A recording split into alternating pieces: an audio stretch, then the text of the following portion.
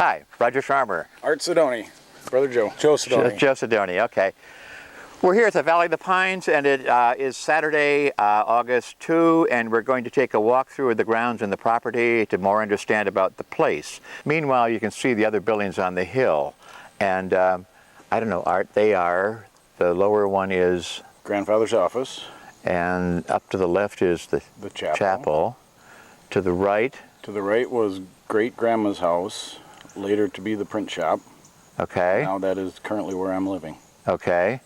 And then the main house is where Professor Joe and his wife lived, and then you were, you two were raised? And I grew up there. You were raised there, yeah. Right, yeah, okay. And main garage over here, or? Yes. Okay. All right, well, let's take a walk up the house, and we'll check out things from there. Okay. Okay.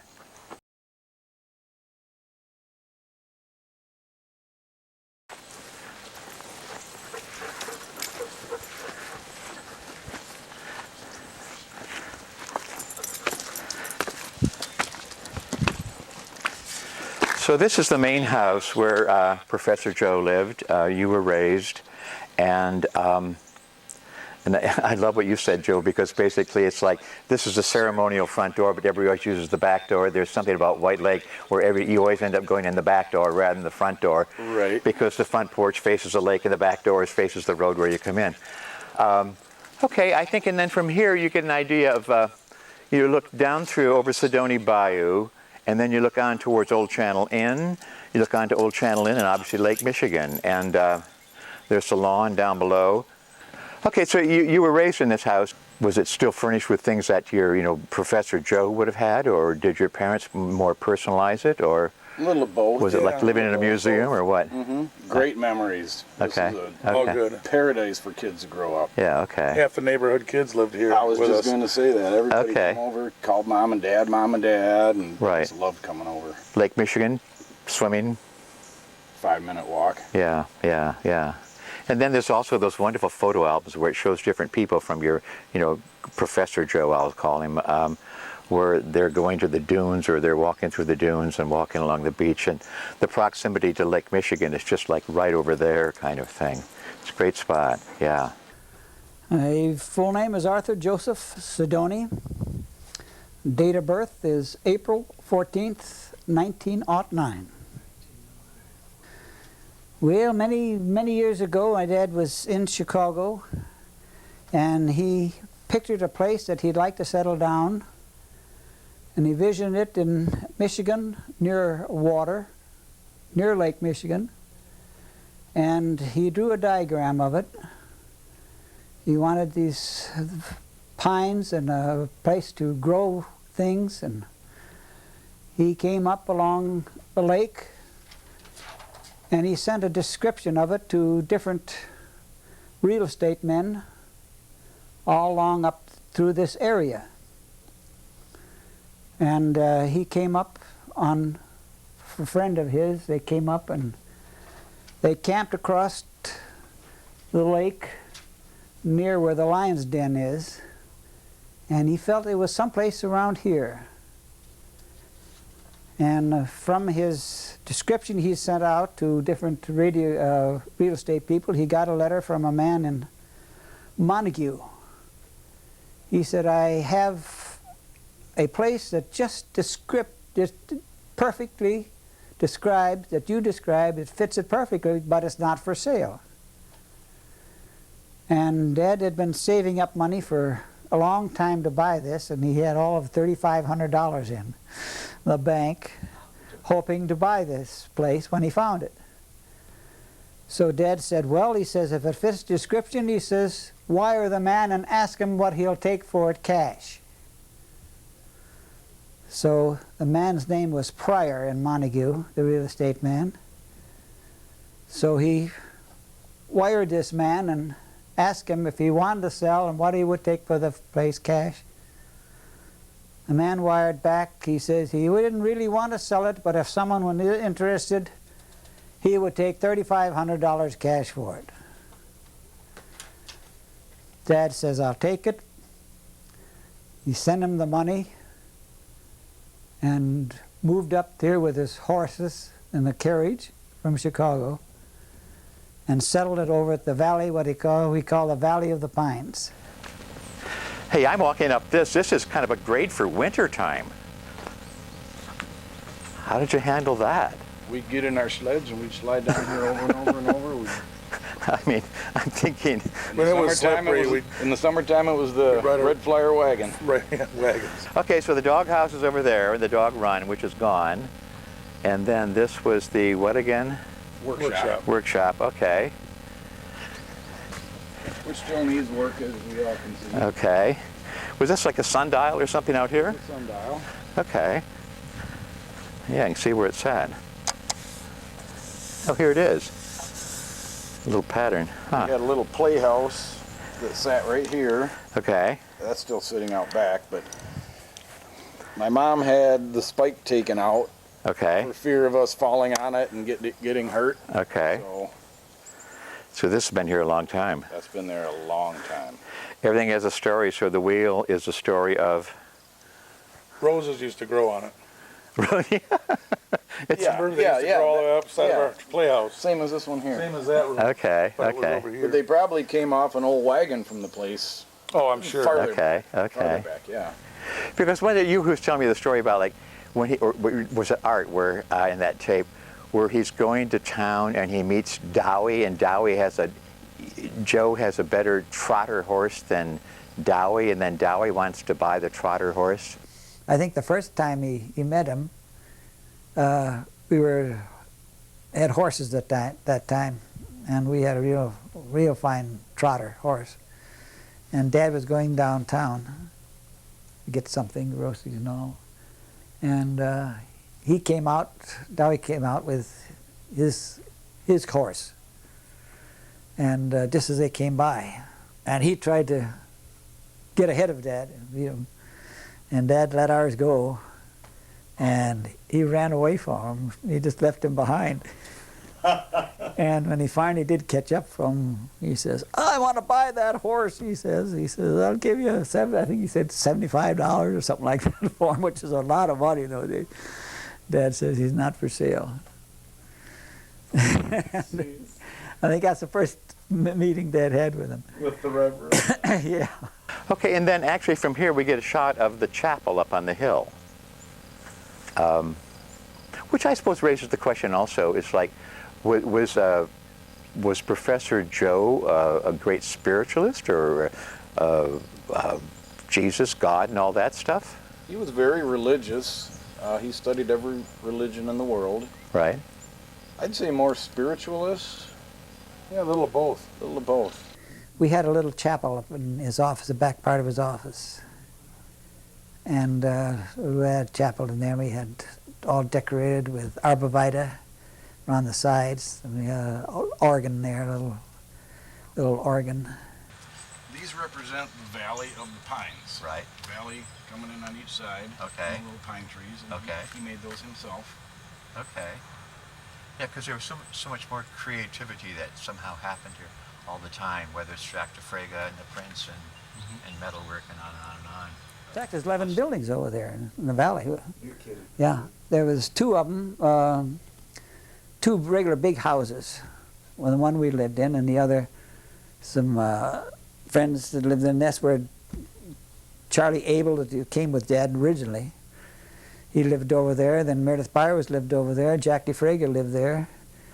And this man and his woman, man and wife, St. Clair, they lived there.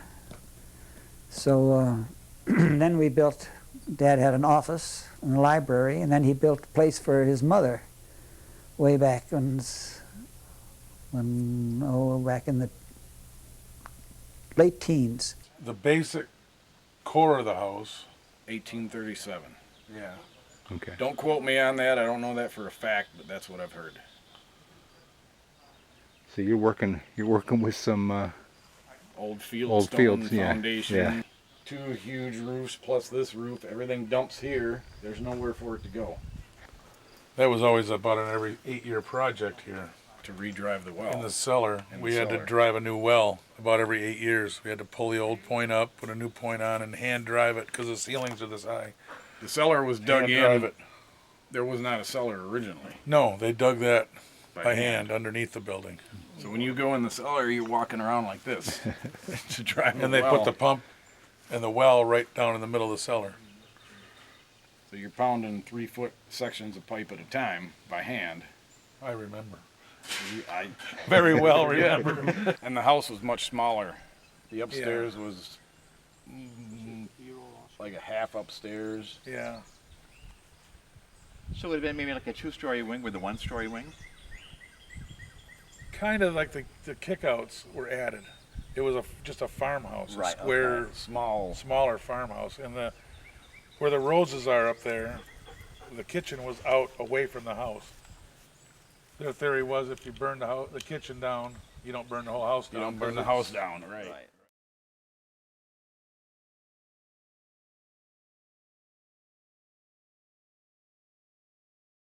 I think his vision was from the pines over there, because those are all the, Yeah, the point, west Joe. side. They're all giants. Yeah. You Pine don't trees, see those. yeah. Yeah. Yep. I thought the story was something about those. Dad said was they were too small to cut when when all the logging happened of the white pine. So they got left. And those are some of those. I had to have a couple removed by my house, and they were over 120 foot. Well, Yeah, that is, yeah. But the way they taper down each Shows way. that. right, right. Yeah, right. yeah. Pines, Valley of the Pines, yeah. But in fact, then the log cabin used to be over there, or over, This used to sit about just behind where that little apple tree is. yeah, kind But of it was marshy. sinking into the mud. Marshy, right, right. Okay, let's go check out the log cabin. Art, you said this was located over there by the marsh earlier. Next to the garage, kind of on an angle. Okay, and kind of filtering away, and It was so sinking into the mud, Yeah. and I attempt to save it. It did make it up there in one piece. It still needs some shoring up. okay. But I think it kind of expresses the creativity of the whole group that lived here, and kind of attitudes towards things. Well, tell us something about the cabin and where it came from. Who created it? Who made it? They built that. Grandpa, Dad, and Uncle Art built that. Do you recall the year? I don't recall the year, but I know after they cut the logs, I think they did it in 7 days. Okay, so that's all. Dad say in the 7 days they built 7 that. days. So it's all local All cut out materials. here. And then, like, the date line would have been on that. I was guess the 20s. That's what I was thinking. 20s, probably okay. 20s, yeah. Yeah. Then all. We used to camp in that as kids too. Yeah. Okay. Dad built a couple bunks in there for us, and So it's kind of a playhouse. Yeah, Kind kinda. of playhouse thing, yeah. So Abe mice Lincoln. and red squirrels out of it. Right. Okay. Right. Okay. And then the cannon. The cannon's interesting. The story on that. How it got here, I cannot tell you Okay. because I don't know. Okay.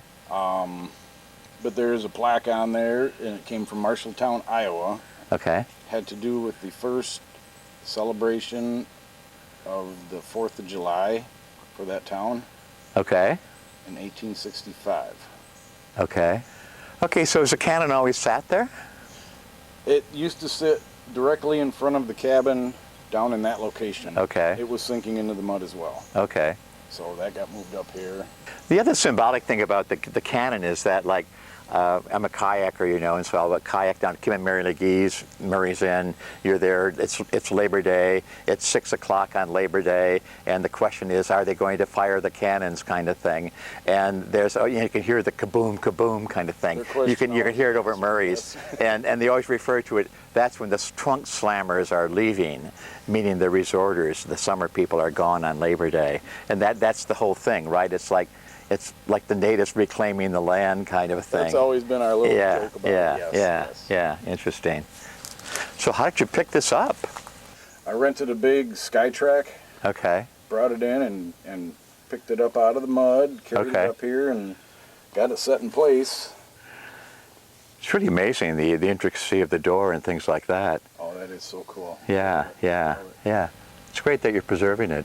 It's all sassafras, the door. Oh, okay. The All bark right. doesn't fall off, Sassafras. sassafras. Okay, interesting. And somebody had the vision to somehow, you know, do all that elaborate woodwork on the door. Fascinating, yeah. It's also, I mean, anybody who has an old piece of property knows that every morning you wake up, there's an hour's worth of work to do, if not more, just to keep the thing going. And so I would imagine that, you wake up there, look down here and say, oh, it's today the day I'm going to work on the log cabin, and somehow the pump broke, so you fix the pump that day or something. There's always yeah, it's always amazing. Okay, well, let's take a walk on down. We'll go back towards maybe where the barn was. Okay.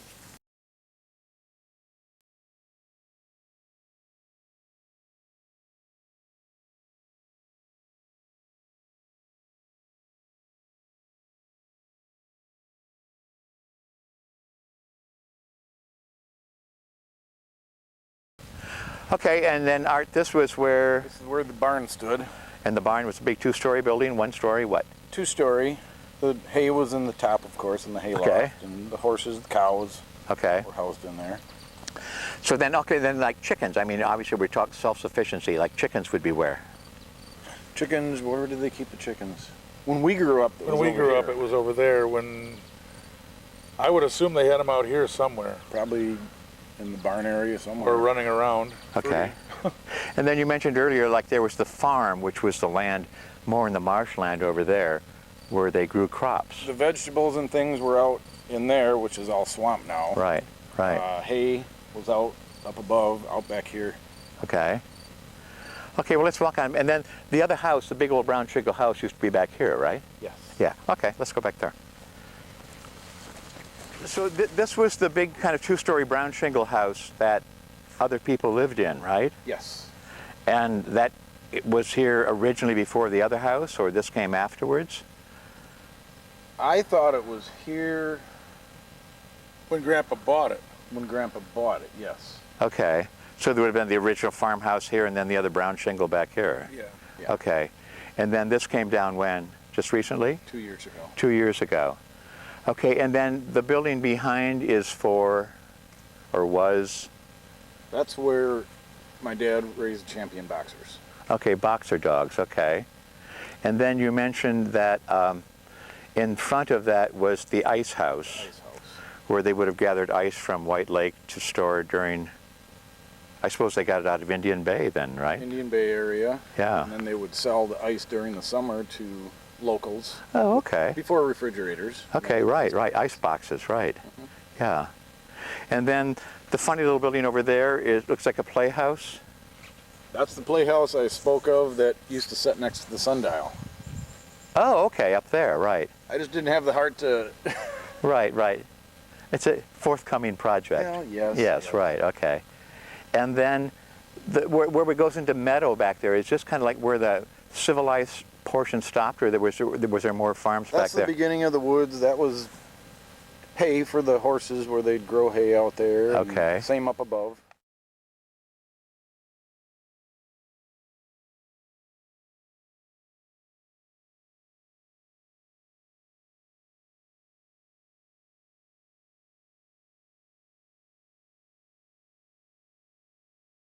The story I have about Joe Sadony is that, like, it's during World War II, and the war is going on, and it's a wintry day, and I have a buddy, LD, and so we're going to go out. We'd get the hell out of the house, go outside and do something.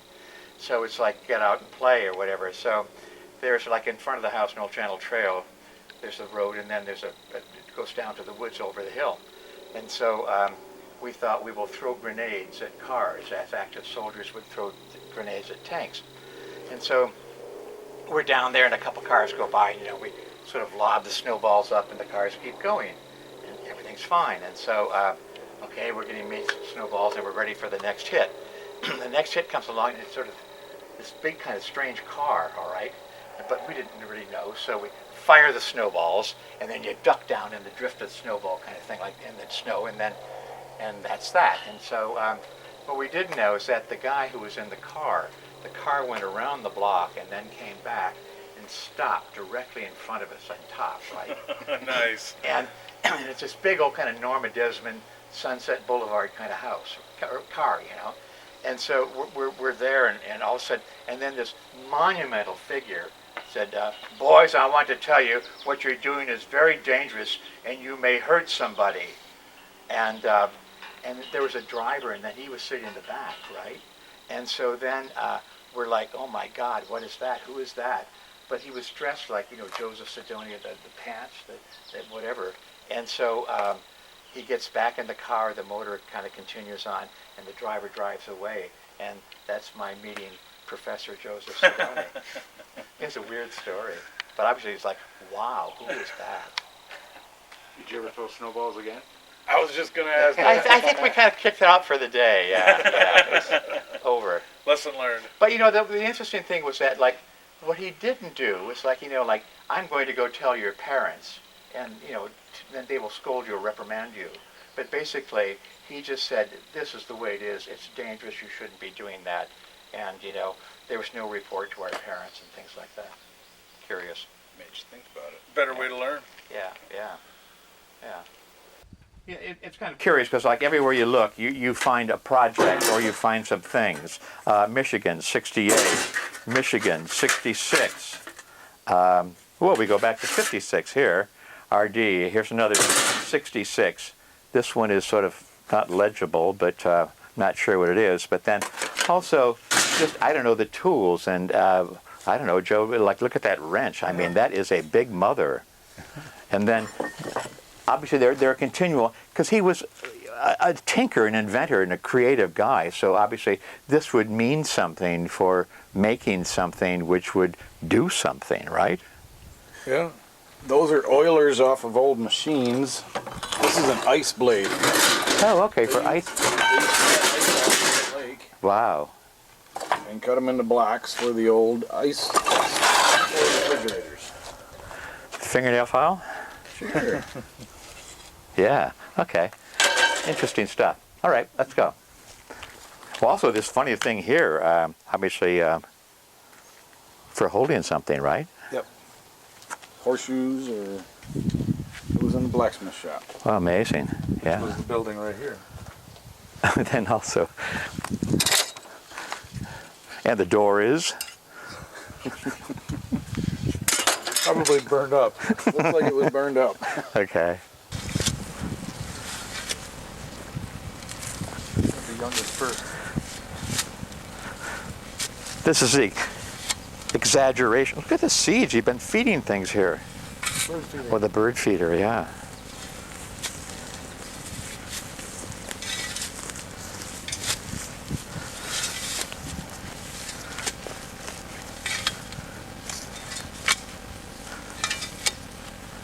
Hey, then what's this cage? If I remember right, didn't they have the raccoons in there? Yeah. Raccoons? And if you dug down, they had a clay tile about as big around as a basketball going back into the hill, and that's where they'd stay. There's an underground coop, Really? so to speak. Yeah. So why would you have raccoons? I have no idea back then. Huh.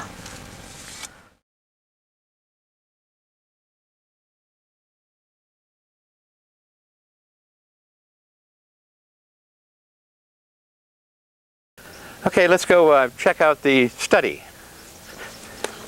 This is the back of the main house here. And wonderful collection of outbuildings. So here we are with, actually, it's kind of interesting. There's like a brick foundation, yellow brick, almost like Chicago brick, and then the Sadony blocks on top. Yes. And then this was his study. And was that a chimney over there? The lower, yes, that's a chimney. The lower half that you see the old bricks was the root cellar Oh, okay. that was here when he came. Right, They'd right. store all their fruits and vegetables. Okay. And the blocks you see on top were added on. Made here. Made for his study. Right. And then the access would have been up through here? Up through here and in the side, yes. Okay, okay. And then the big speaker? The big speaker, what I hear, was acquired off of some ship out of Muskegon, and he would just play music over that. Okay. Hey, you know, it's interesting looking also at the boards that come out. They come out straight, and then how they're flared at the corner there. Isn't that interesting? Interesting detail. I love that, Yeah. Also some Virginia creeper growing up there. Okay, let's walk a little more over here. And so this was his study, and that's like where he would write, or? He would write. Did some of his experiments in there. He did a lot of research on magnetism and electricity. Yeah. During the war, they were chased for 3 days with a submarine. They'd just go in a circle. There's no light. They couldn't communicate, couldn't use radio, couldn't do anything. So Dad says, well, he says, it seems there's some other way you can go with the communication.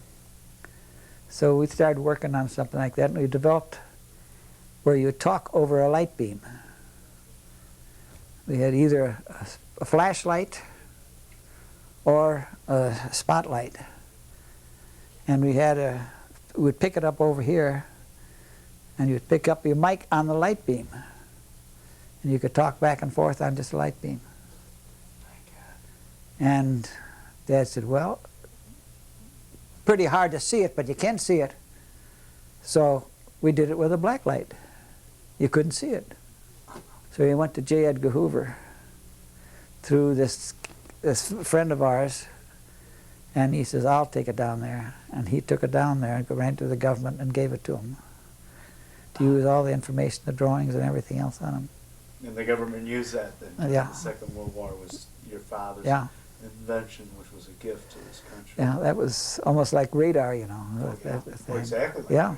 radar, yeah, and this was all done while he was in Montague, Michigan. Oh, yeah. Lived here in Oh, yeah. Montague, Michigan. Right.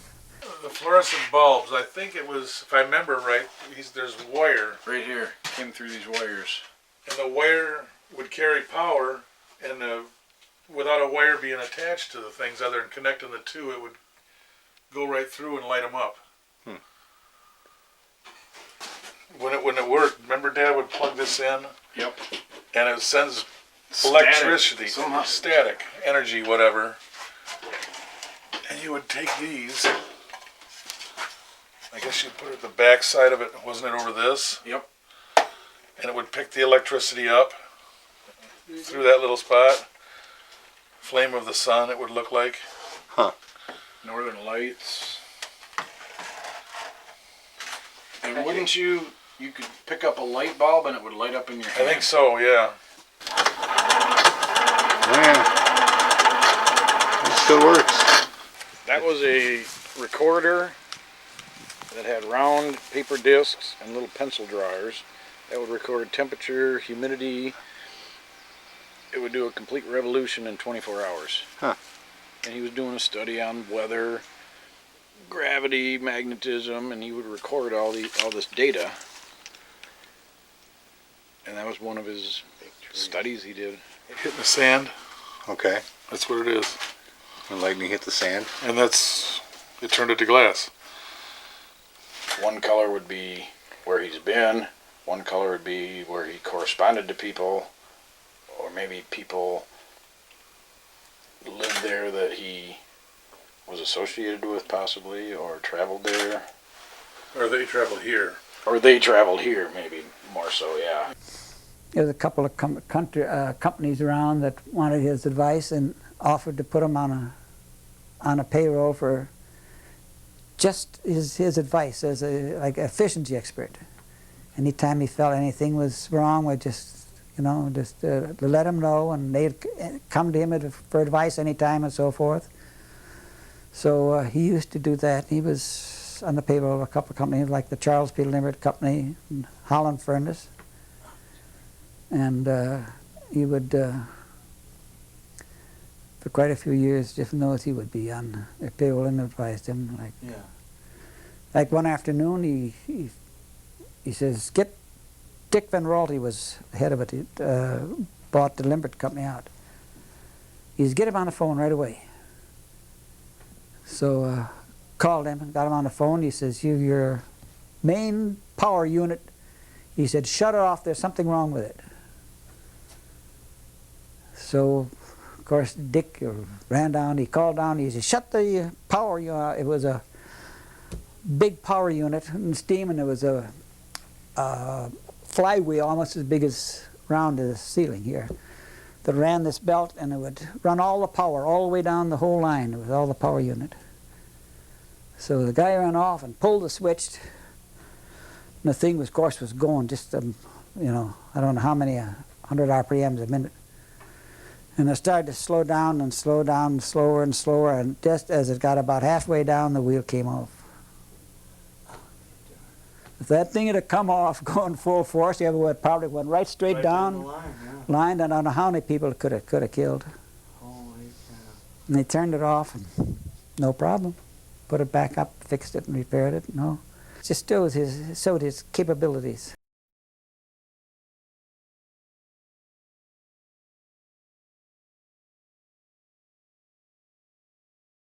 In 1911 he built it, so I believe it was that Christmas that he brought his mother here, Okay. and she knew nothing of it. Okay. And she came from Chicago or something like that? Kalamazoo. Kalamazoo, okay. And Uncle Art told that story very well. Well, I'll tell you, he was up in his office doing some writing, and he imagined his dad came in the door. And his dad, of course, had been dead for many years. And he had his police dogs laying down there, and he looked at the dog, and the dog never moved. And he says, "It's my imagination." So he went like that, and the dog looked up, and he says, "Well, it's got to be my imagination." So then he tried to perceive what was going on. And he felt like his dad said, "Son," he says, your mother is very unhappy. And if I were alive, I'd build her a little house of 3 rooms where she could have for her own and live the rest of her life. Would you do that for her? And Dad says, "Yeah." I mean, in his mind he thought, "Yes, Dad, I'll do it." So he called down and he says, Charlie was there, and he says, "Charlie, hitch up the horses. We're going to make some cement, make some marks, going to build a house." He said, "What?" And he says, "Yeah, we're going to." He says, "Let's get ready." He said, "I'll be down in a few minutes." So, of course, we were young then, but we helped him, and we made the cement blocks to build his house. And it's up on the side of the hill, house of 3 rooms, all cement, overlooking Lake Michigan. And we finished it the day before Christmas. His mother was coming Christmas. So his mother came there, and we sat down and talked a little while, and they'd had a chicken and everything in the stove up at her house, and a dinner and everything already up there. And he said, "Mother, come on." He said, "I want to show you some up on the hill." And she said, "Oh, Joseph, why don't we wait? This is kind of cold now." He said, "Why don't we wait till tomorrow?" "No," he says, "I want to show it to you tonight." So she said, "Okay." So we took her, and of course took our hands, led her up top the hill, and led her into the house. And she looked around. "This is yours."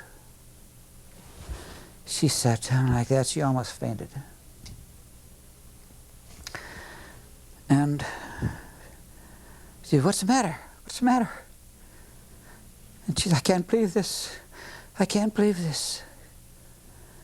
She said the 1st of August, which was the time that he felt that his father came in, 3 o'clock in the afternoon, I went to church. And she says, "I prayed to your dad. If he was alive, he would build me a house of 3 rooms where I could live by myself." And there it was. You spent the remainder of your life here. Right, okay. And then the back addition you said was the print shop. Later added on, it was the print shop where they did the printing. So after the grandmother died, then this became more of a print shop, or was this more living accommodations for different people? More of the office area for the print shop. Later on, Bill Percy lived here. Okay. And now I live here. Okay, right. And then Bill Percy would have been Grandpa's secretary.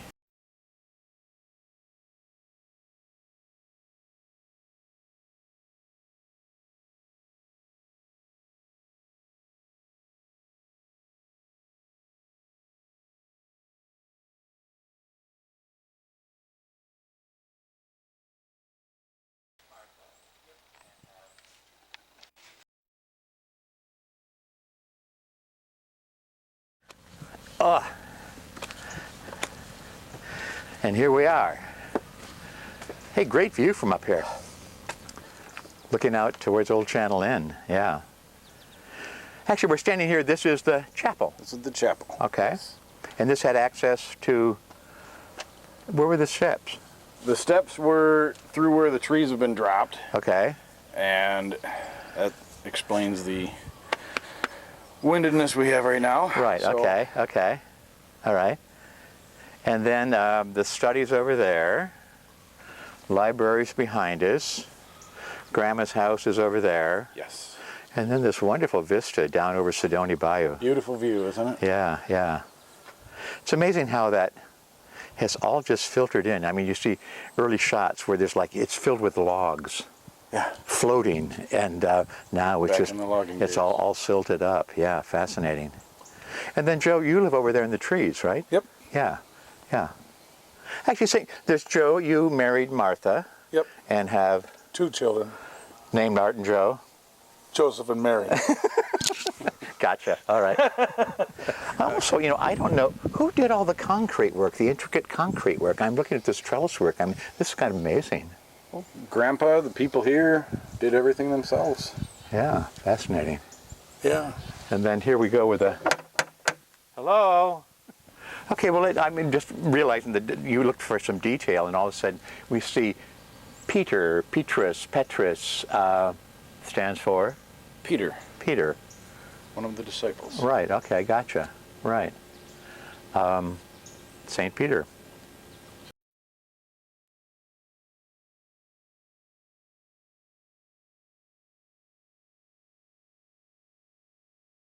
He could have gone down, you know, 5 football lengths that way on level land, but somehow he chose to build up here in the slope. Yeah.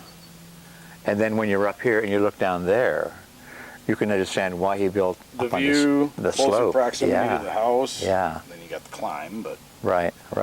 They Yeah. also, the pond basically ended there, and they had a bridge that went across to the other side. Okay. So for access with boats, which they used a lot in those days, Okay.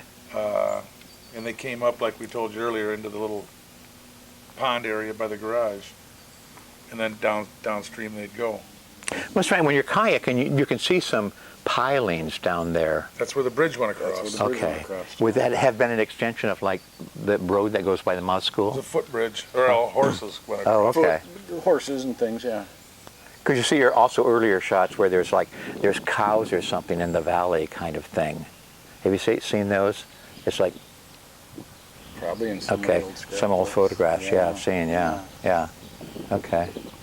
All right. Well, let's cut over to the library then.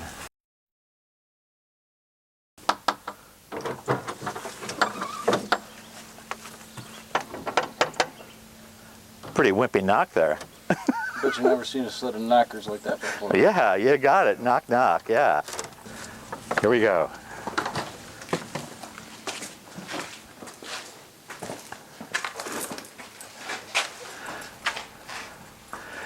As we talked about, there's a book called The Life of Christ, A lot of religious books. the Lutheran Encyclopedia. And then this was the original one, right? This was the original library here. I think that sort of tells a story about book collectors. If you collect, all of a sudden you need more shelf space, right? Yeah. Interesting here, this is like the great artist was Jack de Frege. We've always wanted, historical site, we've always wanted to do a show on Jack de Frege. But he, great 1930 kind of graphics.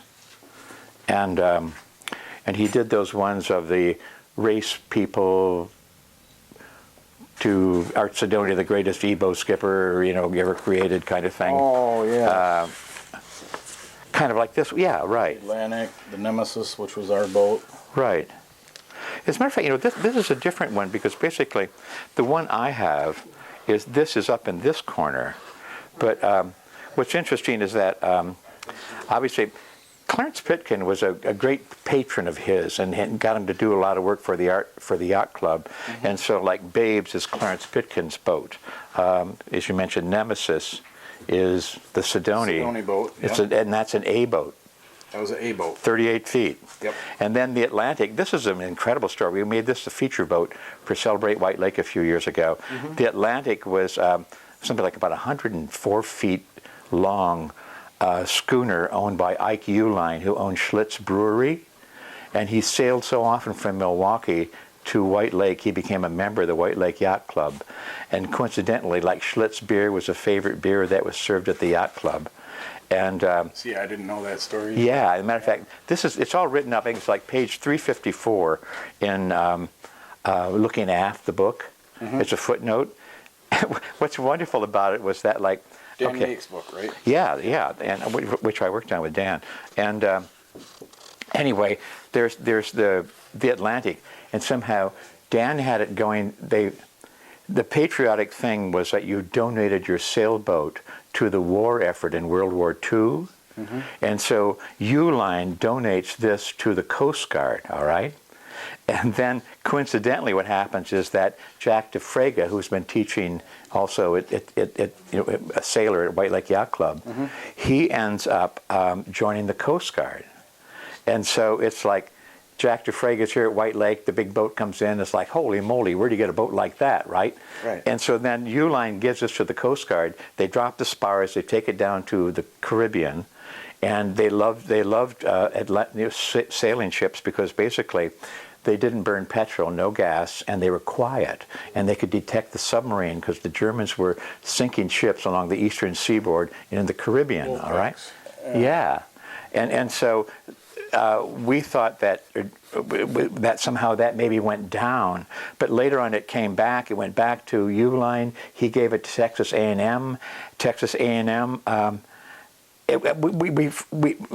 Actually, Tristan Schill helped me with some investigation on this, and we tracked down the guy. He lived in Lompoc, California. He's done a book on his dad, who was the captain. Anyway, Jack DeFrega ends up being the executive officer on this boat, and this guy's father was the commander. And it sailed around the world about 6 more times. It helped people get out of Vietnam.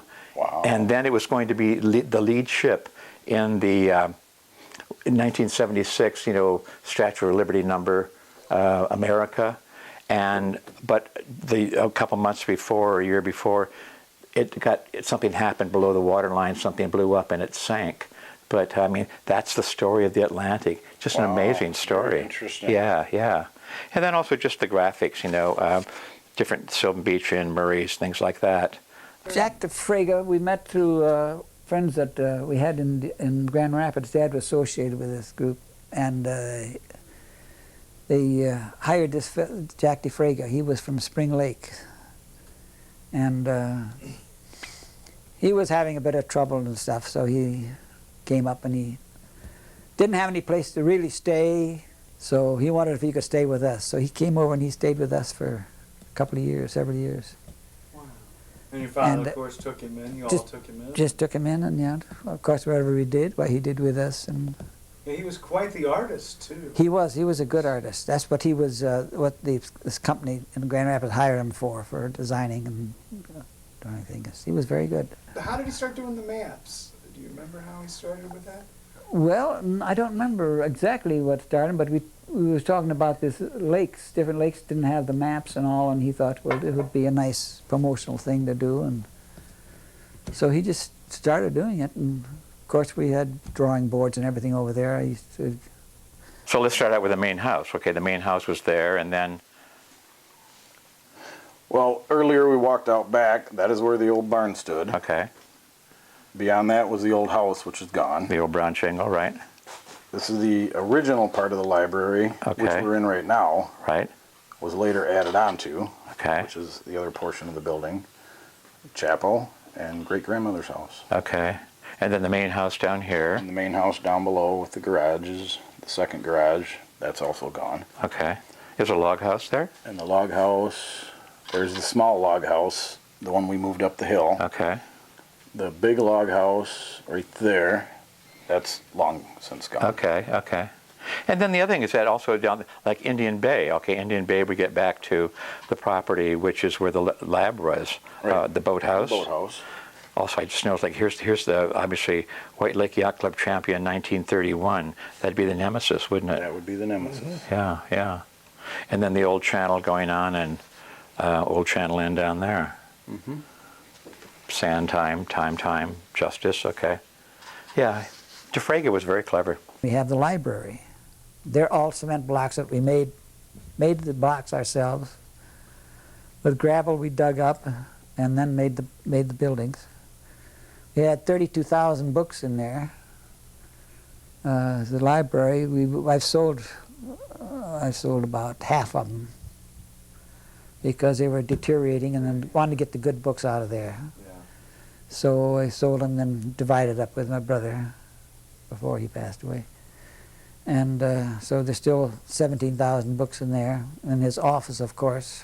I found a walking stick. I wonder why there's a walking stick here. And this came off the gate coming up to the library, which was right in front of the door. Okay.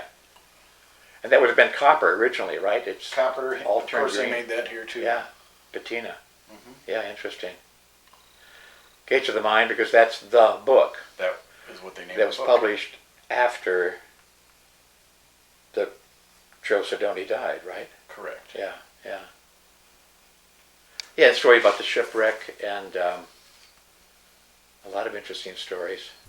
Well, we were in the storm one day. We had some company. Jack DeFrega was there and some other people from out of town. And we'd take a walk down the lake. We got out the lake and Dad said, He said, I can see right off in that direction. He says, a 5-masted schooner, he says, that the sails are being ripped and their boat is sinking and they're going to go down. And Jack DeFrega said, I don't know of any ships that big left there. He says, well, that's what it looks like to me. And, well, I should have told you previously, Captain Moore, he lived in Whitehall. And he was out to see Dad one time. And Dad talked to him, and he was sailing for quite a while, and he was captain on the ship. And Dad says, you ever play your hunch? He says, once in a while.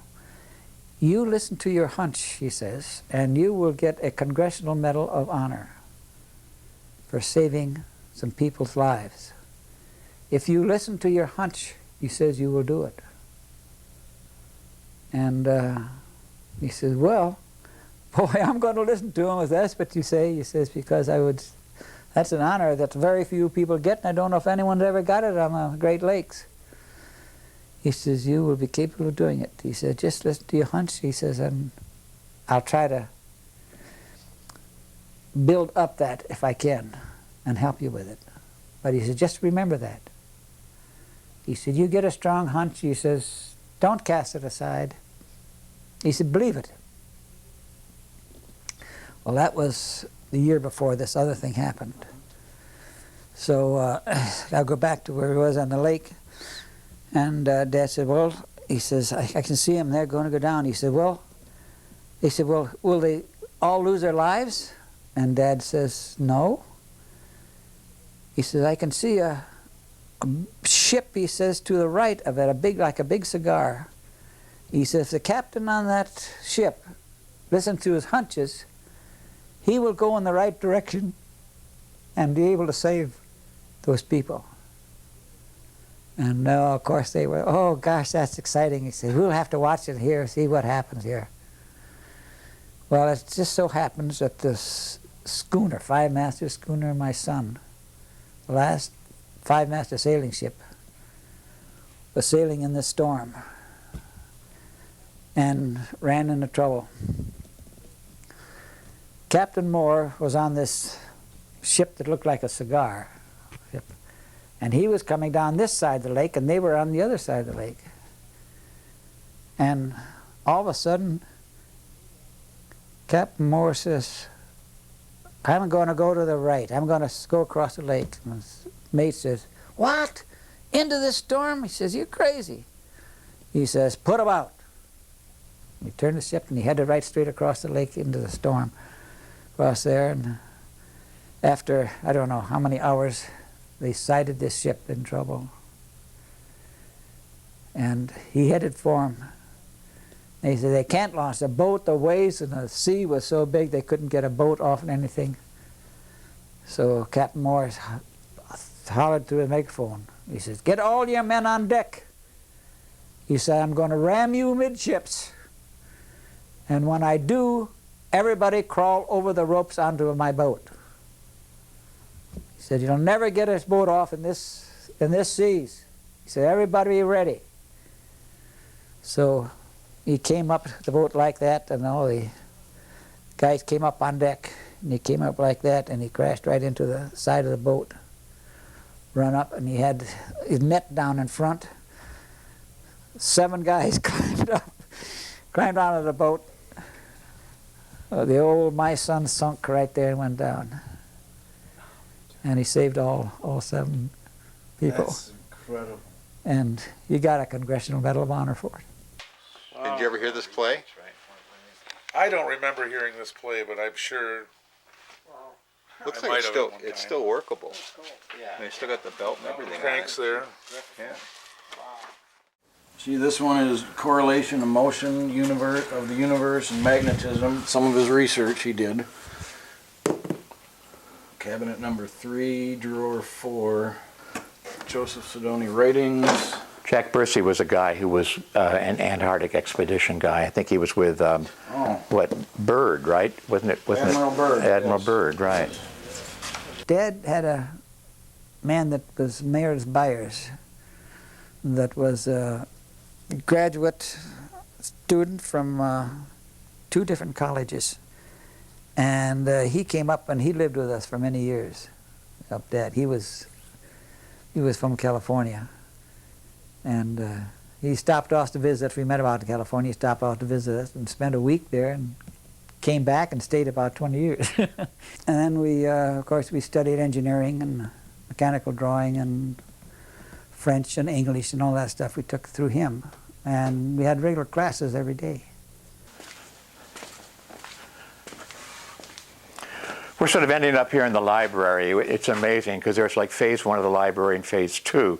We're in phase 2, and anybody who's collected books know that you never have enough books.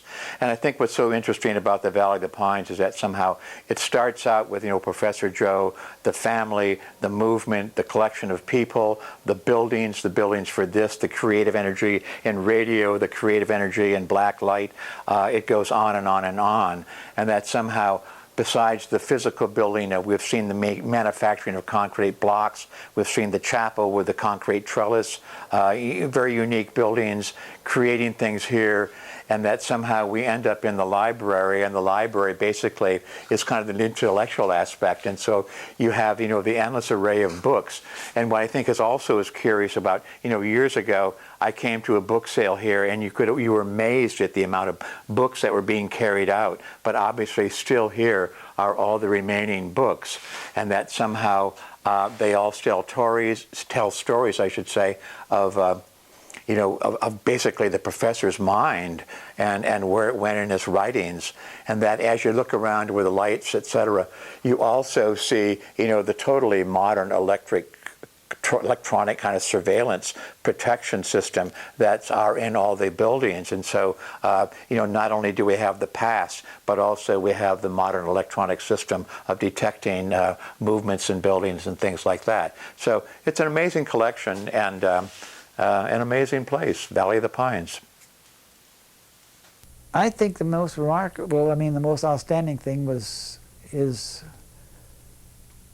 desire to help people and to make things better and to help the downtrodden or anyone that was in trouble. And to do it, he didn't have the money to do any, like financially, but he says he would help them to do it for themselves. It means more, he said, if you do it for yourself than if I give it to you, it's gone. Right? It's like the old thought, if I give you a fish, you eat for the day. If I teach you how to catch fish, you can take care of yourself for the rest of your life.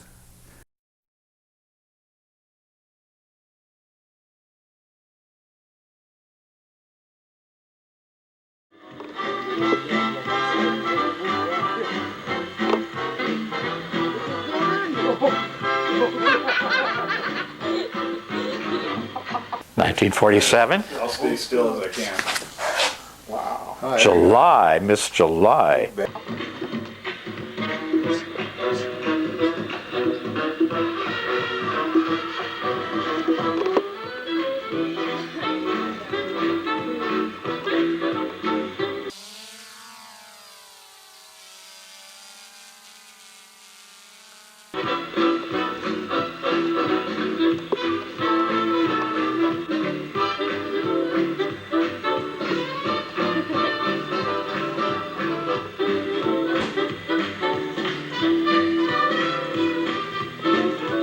How you doing? Suppose you think of that thing? Come on, Joey. Joey, this is our music. That's the song.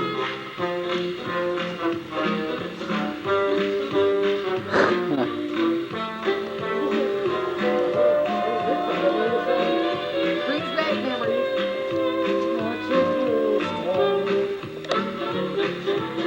I've got my love to keep me warm. Probably didn't realize it was so deep since I dug it out.